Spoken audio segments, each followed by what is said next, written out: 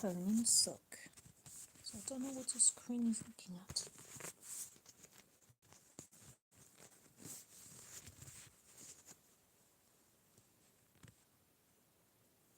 Okay, you just about can see, I think, the abdomen.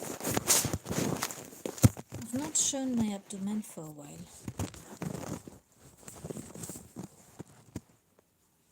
Yeah, you're facing the wrong way there, aren't you?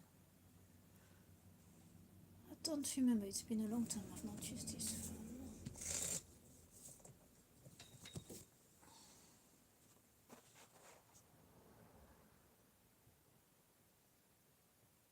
Yes. Okay, can you stop twisting?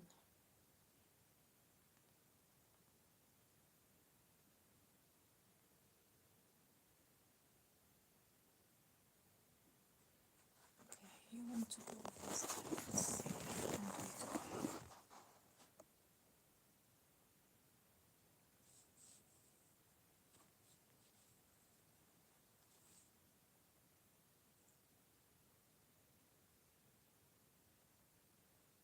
Right, I have no idea what you can see, so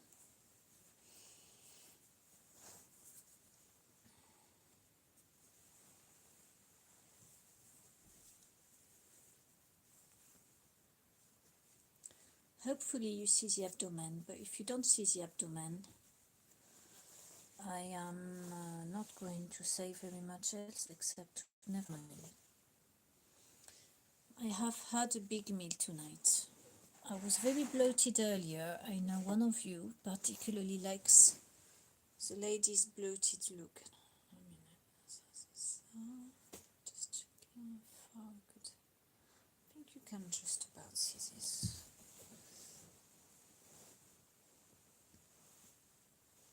Tonight I'm going to read you a homeopathy book which has no author and it has no, what do you call it, no instructions to say do not copy, do not say this out loud.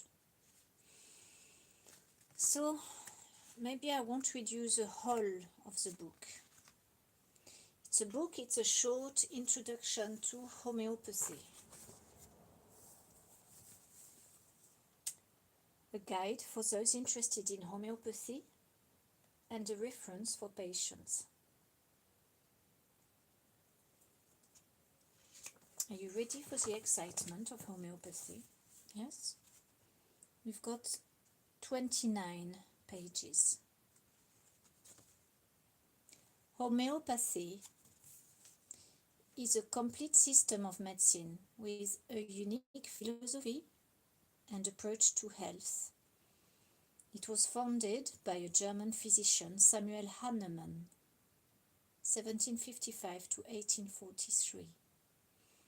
In his search for a rapid, gentle and permanent method of curing, he became aware of the shortcomings of his medical training. He discovered natural laws of health that had always existed but had never before been fully elucidated or explained, and these he linked into a cohesive system of thought. He tested medicines first on himself and then on others, establishing an exact and consistent procedure called proving. This produced a comprehensive and trustworthy picture of the medicines before they were used to cure the sick. Hahnemann experimented to find the best method of preparing medicines to release their curative power and to neutralize their toxic effects. Homeopathy was and continues to be a revolution in medical thinking and practice. Hahnemann left to us a complete explanation of why man becomes sick and how to bring about the cure. This fundamental understanding of why and how man becomes sick has not changed. The principles discovered and practiced by Hahnemann are still the same today. Humanity's external trappings may have changed since Hahnemann's time, but its makeup, the physical body, mind and emotions have not. Of course, Hahnemann's challenging ideas met resistance from the old school of medicine, old school in between brackets. And Hahnemann was wounded out of practice more than once. He was also followed by hundreds of patients wanting treatment from him. Today, only a few homeopaths practice according to the strict instructions he left in his books, The Organon of Medicine and the Chronic Diseases. So have you heard that only very few homeopaths work the Hahnemann way? And my homeopathy is obviously one of those. It probably is going to explain it maybe later, but the run of the mill,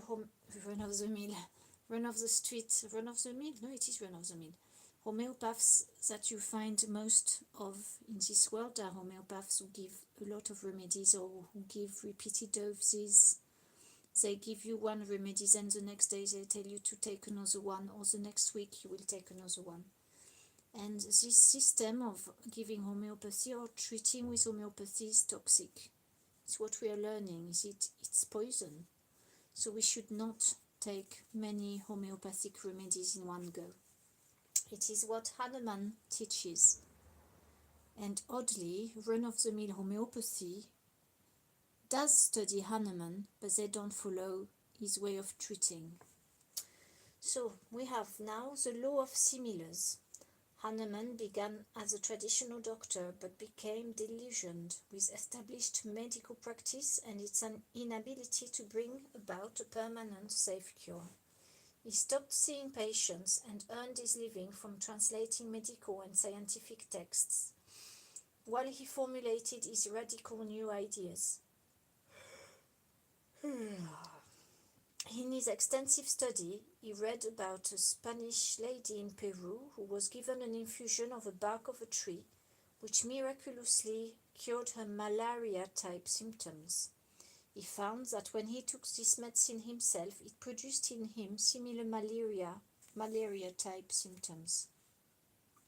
This discovery led him to deduce that there was a law of cure that he called the law of similars. He expressed this as similia similibus curantur. Let likes be cured by likes. According to this law, the patient is given a small dose of medicine that can cause a group of symptoms similar to those of which he is complaining. This means that the homeopathic medicine can produce a similar total symptom picture to that which the patient is presenting at any one time. A homeopathic medicine can only be called a remedy once it has been shown to be curative and thus truly homeopathic. A medicine, on the other hand, is anything that can alter the symptom picture. Where else in life do we see the law of similars operating? One example is the hair of the dog. When someone has a hangover, it is said that a little sip of alcohol relieves the symptoms. In hot countries, a well-known treatment for sunburn is a hot shower. If a mountaineer gets frostbite, the affected part is packed in snow. Pain from a blow can often be reduced by pressure. Blacksmiths knew that burns are best overcome by holding the affected part near to a source of heat. This follows the idea of treating like with like. Hahnemann fully developed the application of this law in his system of medicine. The medicine that produced in a healthy person the most similar symptoms to those of the sick person was seen to bring in cure. No other system of medicine has applied this law before or since in such a way.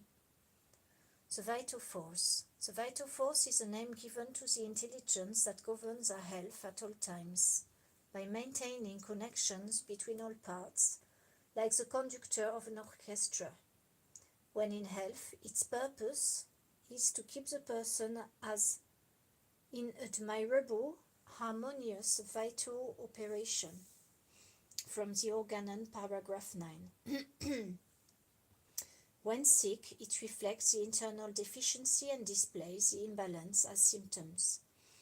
This guides the homeopath to the exact nature of the sickness and leads him to the curative remedy. The vital force produces this display of symptoms on the least life-threatening areas possible.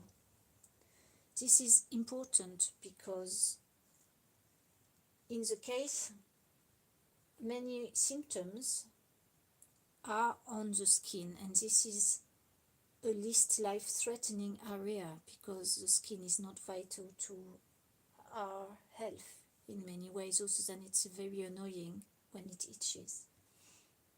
And for example, the vital force sends things like that to the extremities, the hands and the feet. So it's not life-threatening unless we are chased by a tiger, of course. But in general, the life force takes our symptoms and puts them, well, takes its lack of vitality and sends it to not the vital internal organs.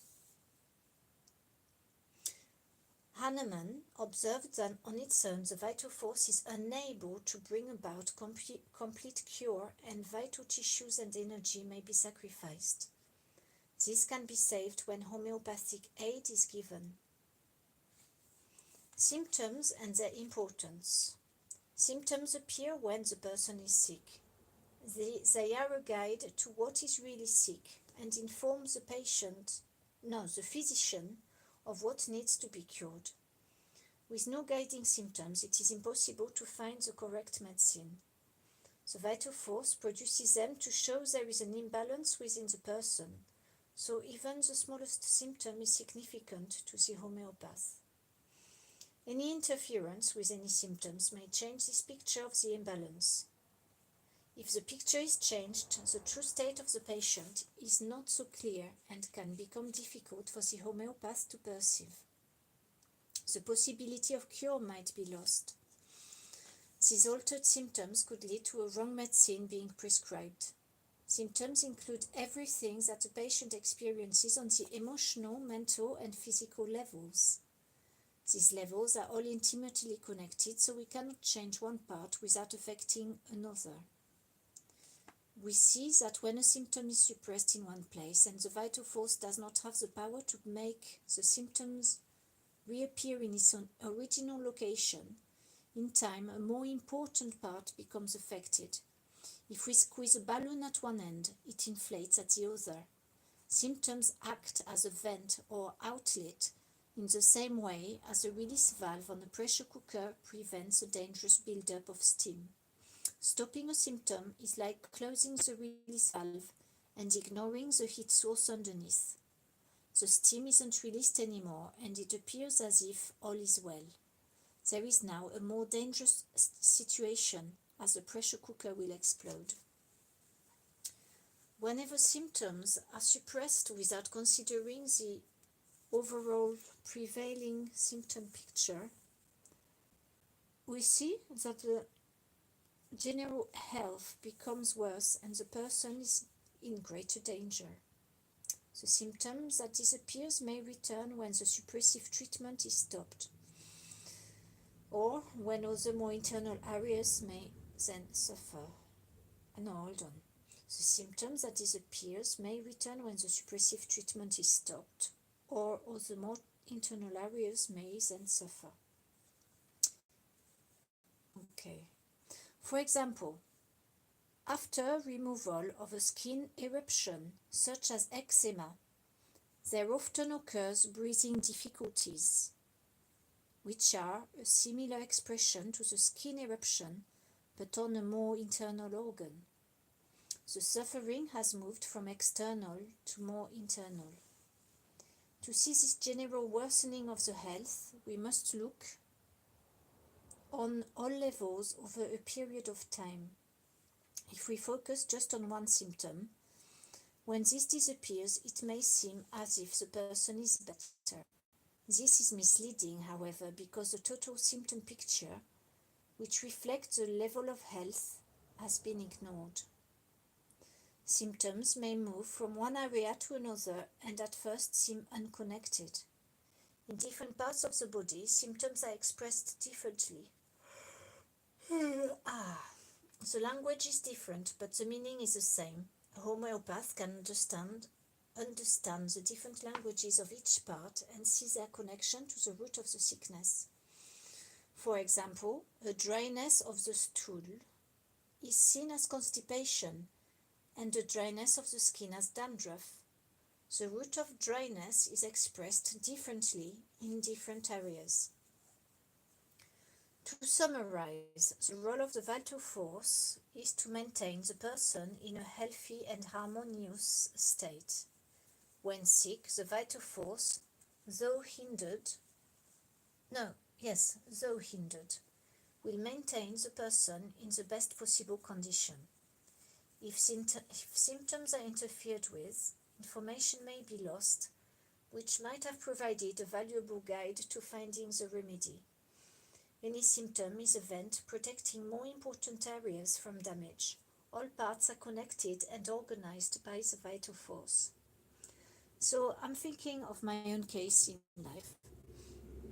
Say I've got kidney stones. It could happen because I've got crystals in my urine every so often that form of a golden color. So if I happen to have kidney stones because I didn't trust the homeopathy was working, and I panicked because I thought I might have to end up in hospital from the pain of a stone not coming out of the kidney, and I took things in my own hands and I started drinking a herbal tea, which is a stone cleanser for kidneys. It's a general cleanser. It's from the Andrea Moritz Kidney Cleanse liver flush book, and in it he says we have to do a kidney cleanse every year because the kidneys gather all sorts of rubbish, and if we don't cleanse it, we may end up with stones if we have susceptibilities in that area. Well, I would take the tea and I would drink it for a week, 3 cups a day, maybe 4 or 5 in the first few days if it is a strong crisis. And the kidney would loose and remove all the stuff it's got inside. Well, this, according to homeopathy, is a suppression. But what I don't understand, and I would need my homeopath there to explain to me, this suppression, when you think that the kidney was being affected, the kidney being one of the most important internal organs, could function without the rubbish. What I think I understand is that the issue which caused the kidneys to fill up with rubbish has not been sorted. Therefore, the kidneys, once I stop the suppression, will build up again with acid and stones because I have not cured the cause of it, which is, maybe they will explain later, which is something which starts at the level of the heart and the intellect and the emotional. But that's perhaps too strong a suppression. Let's think, for example, I've got the hands that's peeling at the moment, the 2 fingers, because I've got my missing nails, which I'm less and less shy as time goes about. So it's peeling there. I could put an antifungal cream on this. The finger would stop peeling. The fungus would be killed, it would spread toxins into the blood, the antifungal cream would go into the lymphatic system, which will get removed by what drains the lymphatic system, what cleanses it. The lymphatic system goes into the bloodstream, and I guess then it's filtered then as the blood by the liver and then the kidneys. So if I put an antifungal on my skin, it could end up in my liver and my kidney, and then go back to the kidney issue and the crystals. It's a possibility. I'm talking just out loud. I'm not a doctor, I'm not a physician, but I see as the body functions, and the skin absorbs chemicals, and when things are killed like fungus and bacteria, and it goes back to the fact that these things are not parasites, but they are symbiotic. So they are helping the system get rid of rubbish that the system cannot heal itself. So when you suppress something, the body then has lost its valve of security, like he was talking about in the other paragraph. It's like closing the pressure cooker's exhaust, whatever it's called. So this is how I understand it. But it is homeopathy, and again, my homeopath could well tell me that it is not entirely like that. And he would tell me I'm explaining it wrong. But in the process of this exercise, I'll talk about it like that, and I might explain it at a later date when I've understood better. I'll carry on reading. Hahnemann gave the term proving to the process of taking the medicine to find its effects. Healthy subjects are used so that the picture is not confused or distorted by symptoms of sickness. No other system of treatment applies this principle. Furthermore, a great deal of sensitivity is needed to observe symptoms in approving. So he's talking there of taking a medicine, a homeopathic diluted medicine, giving it to someone who's healthy, who is sensitive to see what is going to happen to them. Hahnemann first proved medicines on himself, his family and colleagues. During his life and in the period since his death, hundreds of medicines have been proved and documented. Provers experienced and listed large numbers of effects on their emotions, intellects, dreams, and physical body for each medicine. We now have many books recording the provings. These are called materia medica. The medicines used in Hahnemann's time are exactly the same as the medicine used today, and they produce the same symptoms now as they did then. The medicines proved were prepared according to Hahnemann's instructions. These were taken and the effects were noted. In order to have a complete picture of all the medicinal effects, different provers would be used of varying ages, sex, and constitutions. Preparations of the medicines. Hahnemann experimented with a dose of medicine and found that smaller and smaller doses both reduced the toxic effects and ensured the rapid, gentle, and permanent recovery of the patient. As he further diluted the medicines, he discovered that the curative energy was released by repeated vigorous shaking after each dilution, which is termed succussion. He called this whole process potentization, which is unique to homeopathy. But I have heard they do that with vaccines, and I don't know if that's true. Succussion? Why would they do that to vaccines? They don't believe in anything like that, do they? The pharmaceutical giants. Today, medicines are X potencies, where 1 drop of medicine is added to 10 drops of the dilutant, or C potencies, where 1 drop of medicine is added to 100 drops of dilutant, or LM potencies, where the dilution ratio is 1 to 50,000. Further dilutions occur by 1 drop of this being added to another 10, 100 or 50,000 drops of dilutant respectively. Between each dilution there is succussion or shaking of the medicine in its bottle. Initial difficulties overcome. Hahnemann perceived that there were natural laws and principles that needed to be followed in order for the patient to be cured.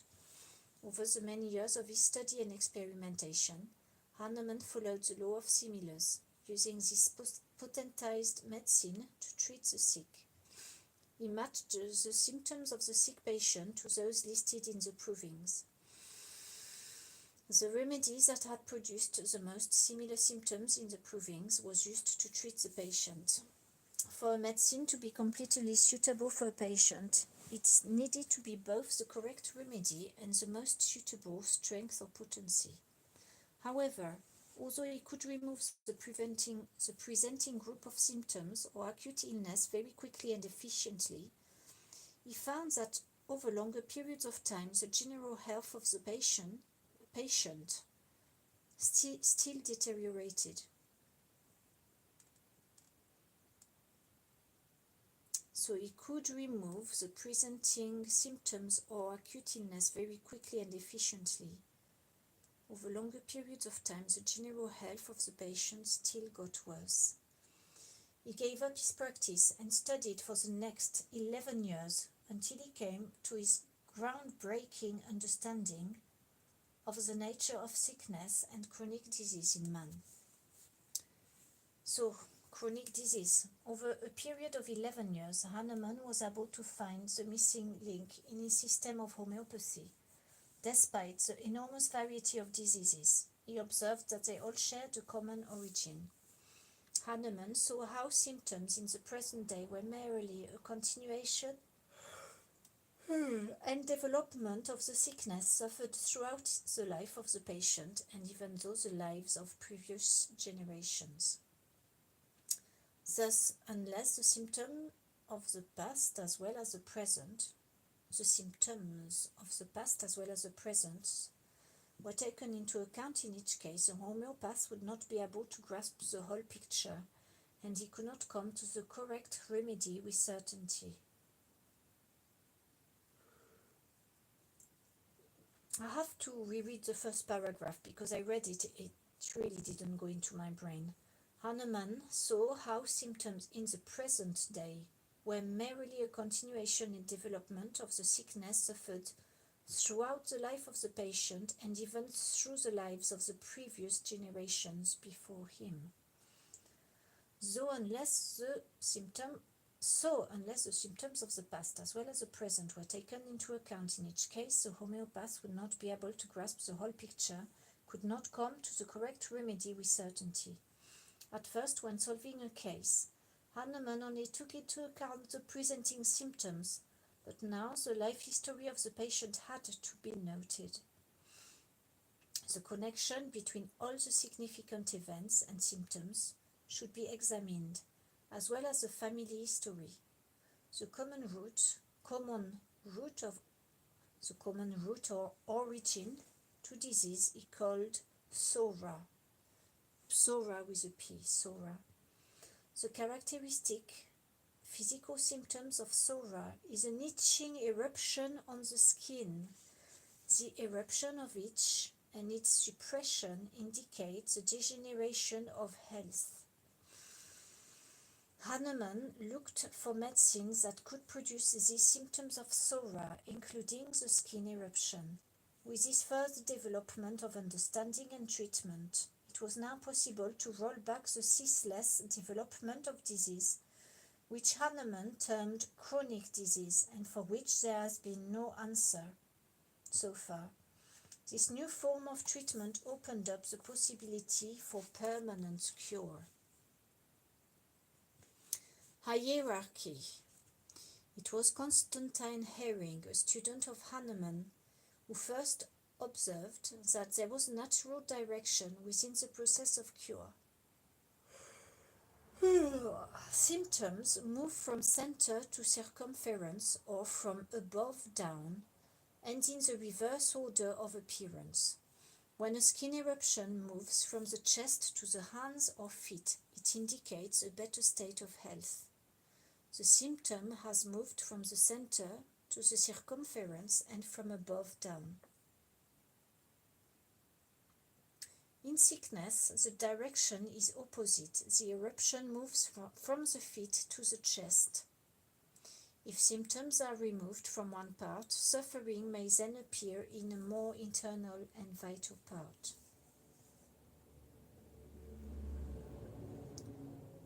So I'll show you the picture of direction of cure.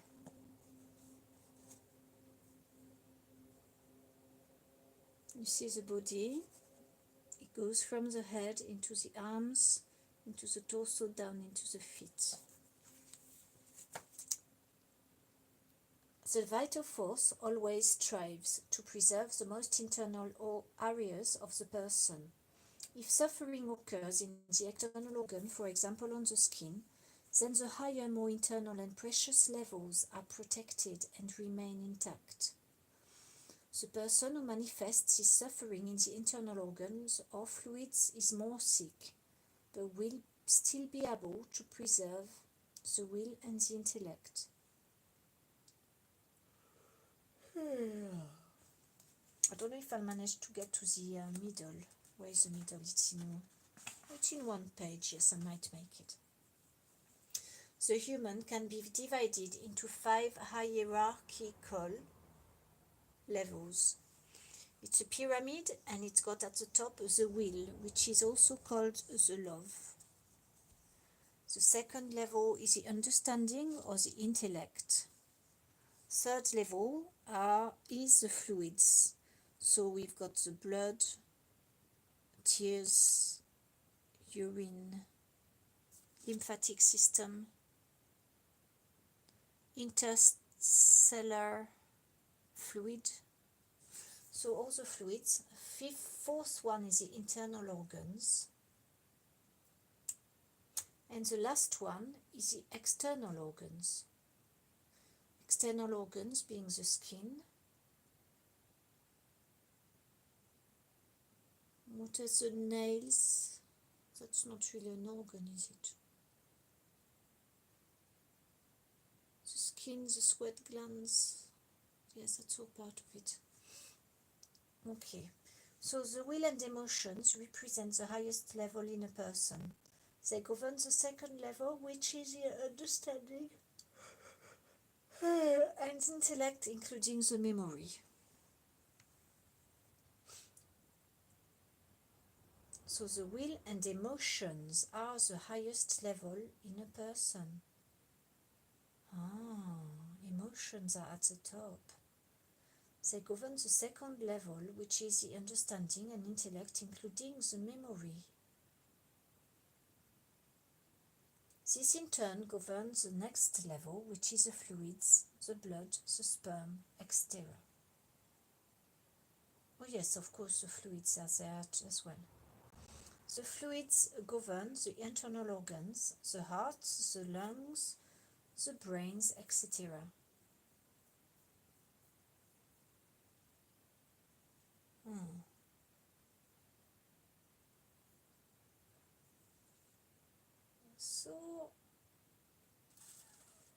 So if the understanding and the intellect, including the memory, governs the next level, which is the fluids, the blood, the sperm, that means that my issue with the kidneys is coming from the understanding and the intellect, the will and the emotions.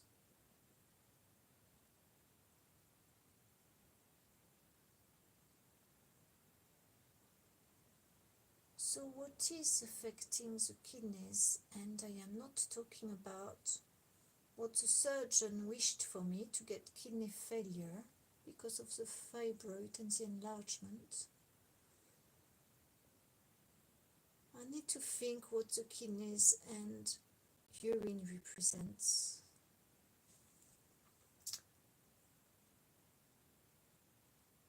I did think earlier about that, and I didn't find many answers. The water I have solid in the fluid.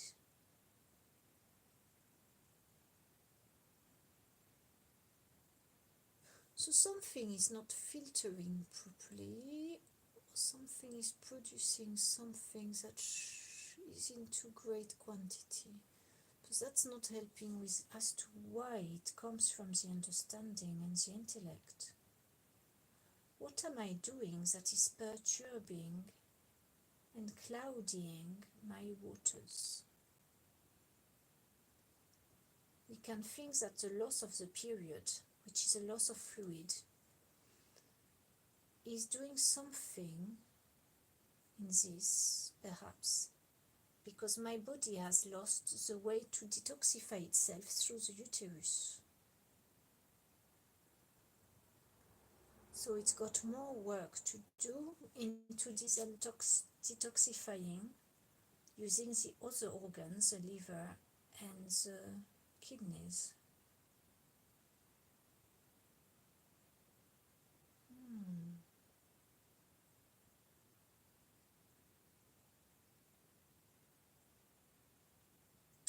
It is possible that the urine has been more cloudy since my periods have stopped.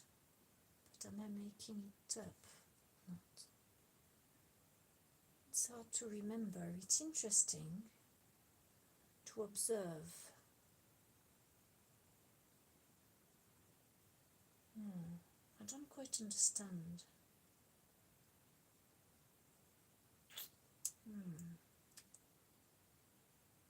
I'll keep thinking about it. It's not easy to self-diagnose, really. It's not easy to diagnose at all. In fact, we shouldn't do it unless we've got PhDs after our names.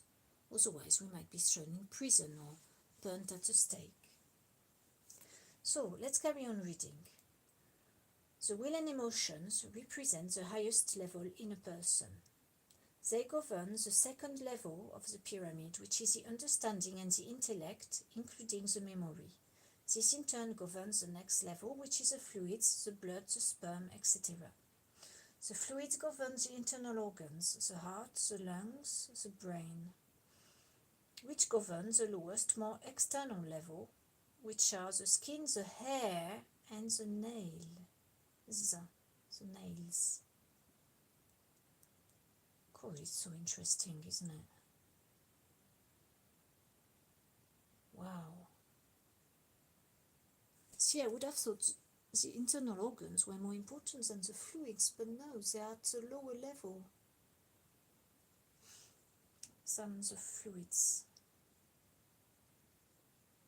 And the understanding, the intellect, and the memory is higher, is more important. This is fabulous. Totality of symptoms. In homeopathy, it is necessary to look at the total picture of symptoms that the person has produced, both past and present. The homeopath must see the underlying connection between all the parts of the person. Only when there is a true understanding of the total state of disorder can the case be solved and the correct remedy found. All the symptoms together give the total picture of the inner disturbance. One or two symptoms on their own are merely a small part of the much bigger picture of the whole disease. Unless we treat the general state of the patient, we will not achieve permanent cure. Treating one particular symptom or a small group of symptoms, which are not representative of the total picture, can remove these symptoms but will leave the general health in a worse state. It is virtually impossible to understand the derangement of the vital force, the real seat of sickness, by only one or two symptoms, and no homeopath would put himself in such a state of uncertainty. Arnica is only one of 49 medicines known to have resulted in bruising of the skin. You've heard well. People who have been given arnica as a homeopathic remedy when they have no symptoms and they are healthy people have developed bruises under the skin. Well, on the skin. And it's where you think, is it the hammer hitting the fingers that makes the bruise happen, or was the bruise going to happen anyway? And we happened to need the hammer to give ourselves an explanation. So go back to arnica. Where were we with the arnica?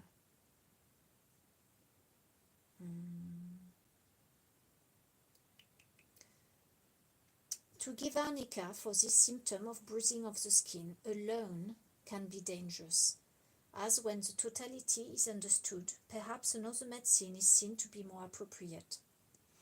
All of the symptoms reflect a deeper imbalance that the homeopath needs to understand and cure. The oil warning light coming on in a car is not a problem in itself, but it indicates the deeper problem of the oil level being low. If we disconnect the warning light in the car, warning us of low oil, and ignore its message, we are now in a more dangerous situation. It appears as if the symptom is cured, but the cause continues to develop and will surely lead to serious damage. When we observe the oil light in a human being, we understand that this symptom is reflecting a deeper problem. One dose, then wait. Hahnemann understood that to know the precise action of a medicine, he needed to adapt strict scientific methods, that nothing should interfere with the action of the medicine. Thus, in proving, just one medicine is taken, and the prover takes nothing else medicinal until the action of the medicine has finished.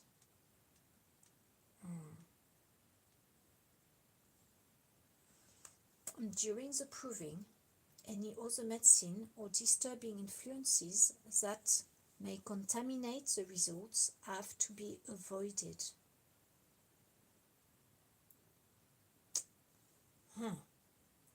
In treatment, only one medicine at a time is prescribed. No further dose is given until there is certainty that the action of the previous remedy has finished. If a medicine is repeated too early, the patient may start to do a proving. This will not be curative and will unnecessarily use up his vitality. A new medicine is only given after a thorough reassessment of the case according to the action of the previous dose. Once a curative remedy has been given, it should be allowed to work and should never be interfered with, or the opportunity for a complete cure may be lost. As in the proving, no mixing of medicines should occur in treatment. The effect of the working of two different medicines together has never been properly noted. Therefore, not to prescribe two or more medicines or to re-prescribe the same medicine without being certain that a previous dose has stopped working is venturing into the unknown. The result is confusion to the detriment of the health of the patient.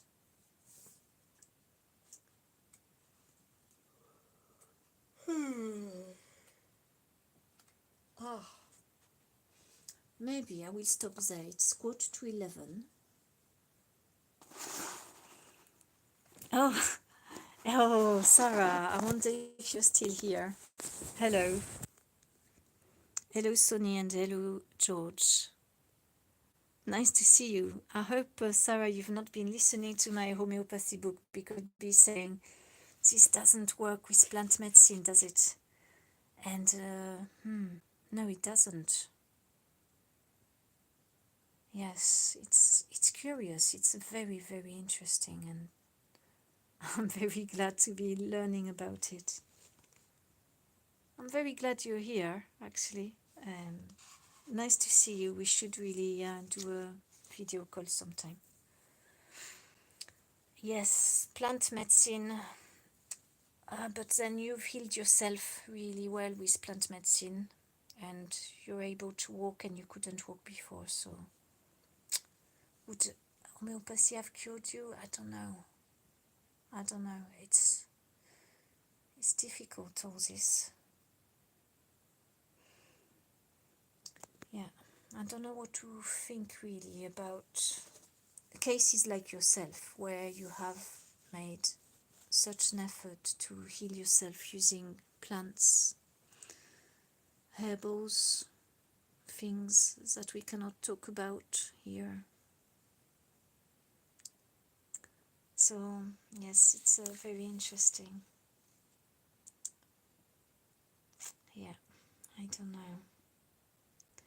But when you think about suppressed symptoms and suppressing the oil warning on the dashboard of the car, and looking at a skin eruption, like loss of nails, and treating that with antifungals, to me it's not anymore the right thing to do, and I'm not going to touch it anymore. It is a pain because it's difficult not having nails. so irritating. Yet the nails were there to scratch my irritation. So to have been removed the nails in a way is frustration I cannot scratch anymore. And my skin is so irritated, which he explains that it is so raw. So the itchiness is to do with a disease, really, chronic disease. Chronic disease symptoms. So since you're here, and I don't know, because I've not seen this video, I don't know how much of the abdomen is showing. I will show you, since I'm sure some of you are very much wanting to see this. It was very bloated earlier, not so much now.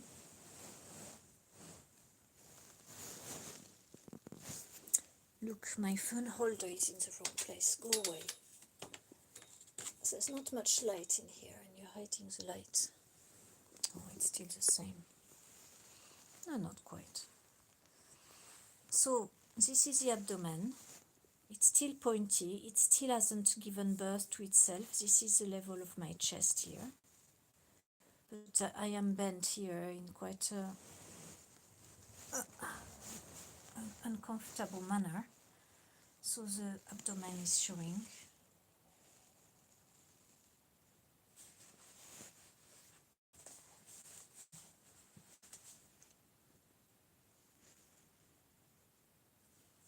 So, yes, there is, at the moment,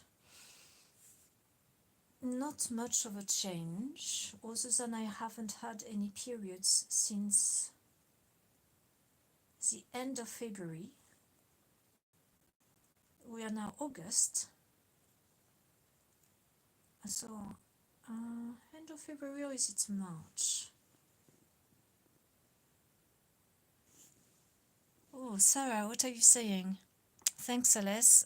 Alex, I did want to see your abdomen. It is easier to see lying down. Yes, it is.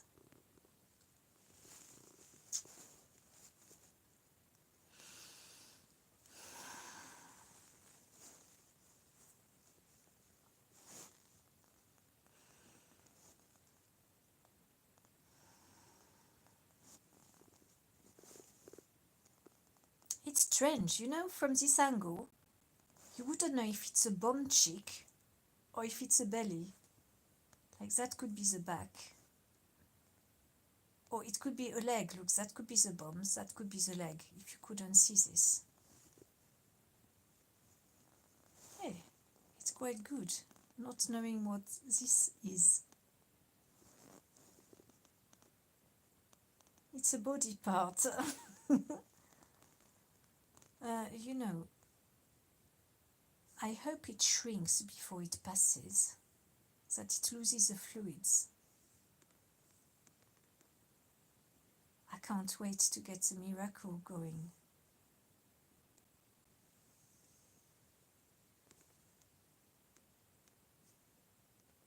There's no change in how hard it feels. It's still,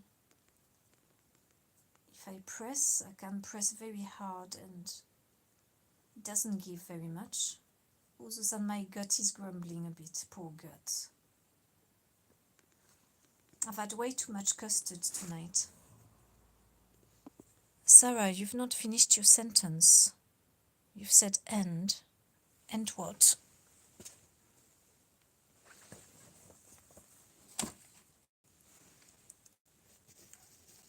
Look, this is bad, isn't it? It's bad friendship when you have to go and see your friend on her own channel doing a live YouTube instead of talking face to face. I'm a shit friend. I know I am.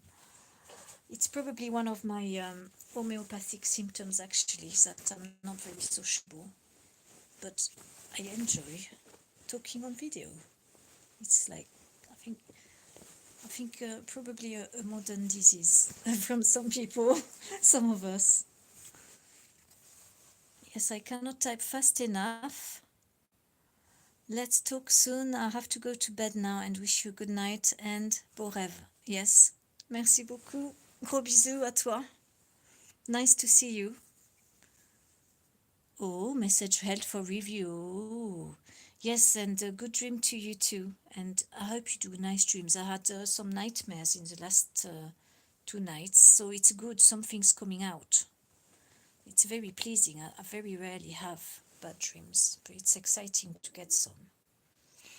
Yes, happy dreams to you. I'll view the message.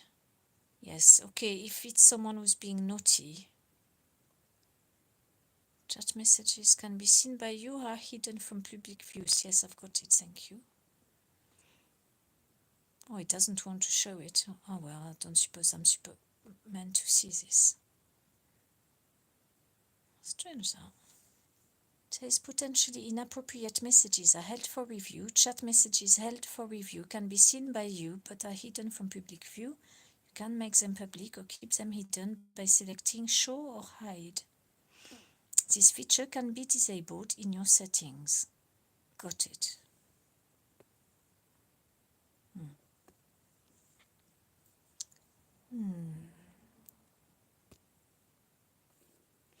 Well, it is time for bed after all, yes. And let's have a look. Is there any more angle of the abdomen?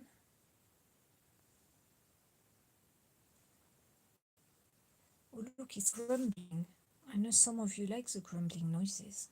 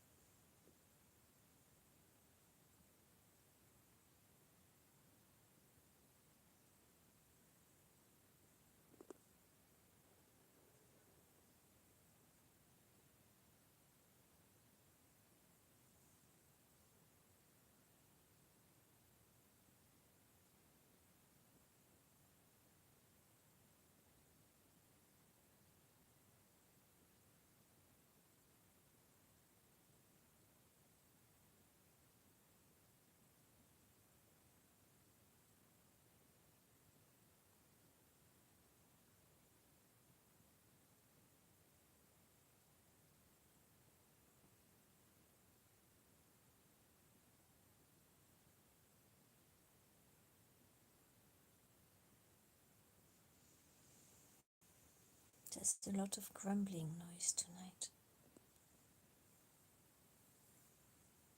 And I will go now and wish you a good night.